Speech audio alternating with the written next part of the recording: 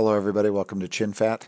In this episode I'm going to be showing you a little feature called the trim window, which is a pretty nice feature within Premiere Pro that helps you do roll editing, ripple editing, and a couple other items, and also something else called dynamic trimming, which we will get into. First of all, let's show you how to access the trim window.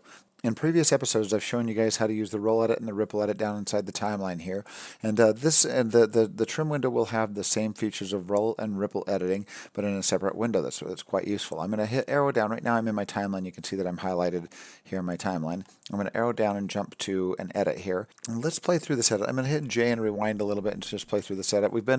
In the last few episodes, we've been kind of working on this fight scene, showing you guys how to match continuity and how to do some roll editing and trimming and things like that.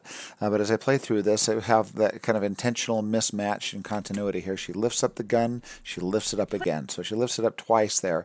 And we have a mismatch in the continuity.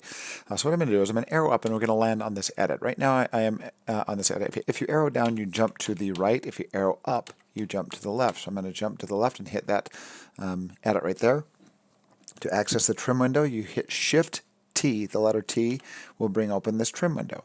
I'm going to move my mouse over this and hit tilde so we can get a little larger screen here, just to show you what we have with this trim window. What this is the clip to the left's out point. It's the final frame out point here. And then this one here is the clip to the right's in point.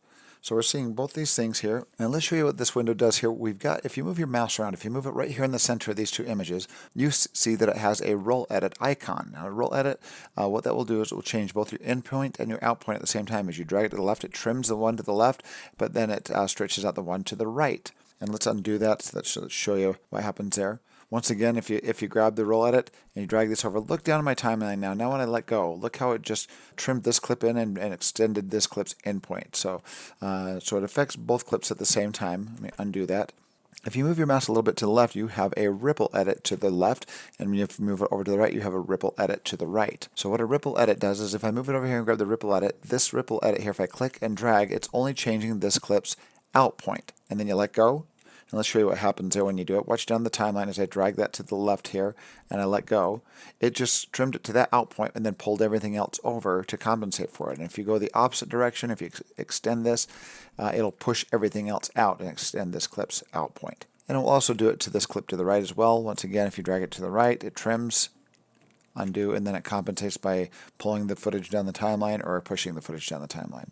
What you should notice here is when I choose my roll edit, now look what this does. It puts this highlight blue around both clips, and what that is selecting an edit point as I roll edit. And you'll notice down here on my timeline, both the out point and the in point has been selected, and that shows by this red line that kind of goes around the whole, kind of hugs the entire edit, that it kind of envelops the entire edit there. If you move up here and you move over and click a ripple edit to the left, notice it's got this yellow line that's kind of pointing off to the left. That means that we have that clip's out point selected. Notice it's that is shown up here, represented by this blue line, is showing that this clip's out point is selected. If I click it to the right, notice it just changed directions, and now it shows that this clip has its endpoint selected, the clip to the right. So that's what those highlights represent here. Both edits are selected. There it's this clip to the left's out point, and then this clip's to the right's endpoint. How this is helpful here is we can use the ripple tools. I showed in a previous episode, we showed you how to use the ripple and roll edits, but that was without the trim window here. If we're going to ripple edit, we're going to use the ripple edit. Ripple edit is typically used for matching a shot, for matching continuity on a shot. And you notice here the gun is all the way up, and here the gun is a little ways down. So we see the gun basically get raised twice. So what I can do is I can choose one of these shots here and say, let's do this one on the out point. I'm going to try to match the elevation of the gun to match the elevation on this shot. So I'm going to just move over to the left here, and we're going to grab that and bring it down maybe right about there. And now we're going to play through by hitting spacebar. When you are in the trim window and you hit spacebar, it doesn't play your entire timeline like it normally would do. What it does is it takes it back a few seconds and plays it through your shot. It's called a playthrough, or a play around as what some other people call it. So if I hit the spacebar, it will show us the shot, what it looks like. And then it goes back and it loops, and it will keep looping this. Now we can see if that matches, and that looks like it matches there. There we go. Until we press spacebar again, then it brings us back to the trim window. So the spacebar becomes a playthrough and a play around. It plays through the clip and goes back and loops it for a few seconds and lets you observe the shot and see if you matched it okay. So now that we have those two shots matching up pretty good, you can use your roll edit tool to decide where you want the edit. Let's say we want the edit to happen right when she barely starts bringing the gun up, and then we show it reveal completely in this shot.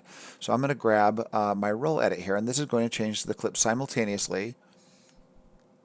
And maybe right about there, we see the gun barely start to lift up into the air, and then we're going to cut to this shot. Notice how these things move in sync now. Now that we've got that match, those two images kind of move in sync there.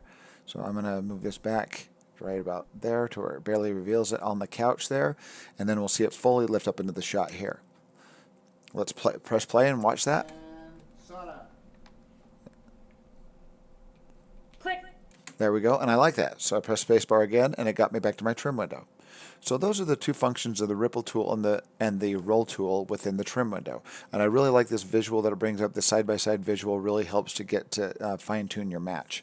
And by the way, to make this image go full screen, I've moved my mouse over this window here, and I hit the tilde key, which is above the tab key. That little squiggly above the tab key does that. And then if you hit it again, it takes it away. So let's do this. I'm going to get rid of the trim window for a second here, so it resets my numbers. It shows how many frames I've trimmed on each clip here. Negative 19 frames. This one's done -7 because I've rippled and then rolled. So I'm going to hit Shift T to get out of that. Shift T again. It will reset those numbers, and now they're back to 0.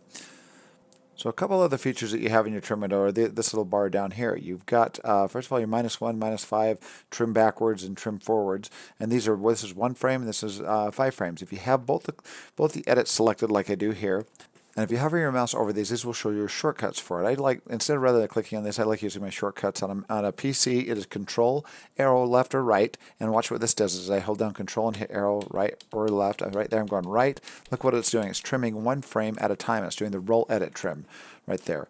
And if I do Control Shift arrows left or right, it does 5 frames at a time. So a quick little way of doing some quick trimming there with your shortcuts there. If that's not working, hover your mouse over and see what the shortcut is when you're on a Mac like this, and it will show you what your shortcuts are for those items there. Since I am just doing the roll edit there, I'm going to move my mouse up here and do a click right there to select the clip to the left's out point. Now if I do Control left or right, notice, and it's not doing anything right now. And the reason why this is kind of this is kind of a bug. I think they need to fix this. But right now, if you are selected in your program window, it will not let you access your shortcuts. You have to hit Shift 3 and go to your timeline. And now when I do Control left, notice it is just ripple editing the clip to the left. And if I do the right, it's the same thing here. Once again, I have to go Shift 3 to jump to my timeline and Control. It didn't used to do this. They used to do it in the trim window, and here with one of their recent updates, now that bug is kind of active, and it's something that they need to fix. But right now, you have to make sure that your sequence is selected and not your program monitor if you're doing those trimming shortcuts there. Another thing you've got up here is you've got this little apply default transition. This is something that I think they don't really need up here. All this does is adds a cross dissolve and a cross fade for your audio. So cross dissolve, which in this instance doesn't really work because you got this weird fade like it's some artistic movie. Let's undo that. So that I hardly ever, that I pretty much never use with the trim window. One of the coolest features they've added to this in I think it's the last couple of years, is when they've added this, what's called the dynamic trimming. If we are in our trim window here, let's tilt it up and get close to this, and let's do a roll edit here. I'm going to do a roll edit, and what this is for, you can use the letters J, K, L, J to rewind, K to stop, L forward to do what's called dynamic trimming.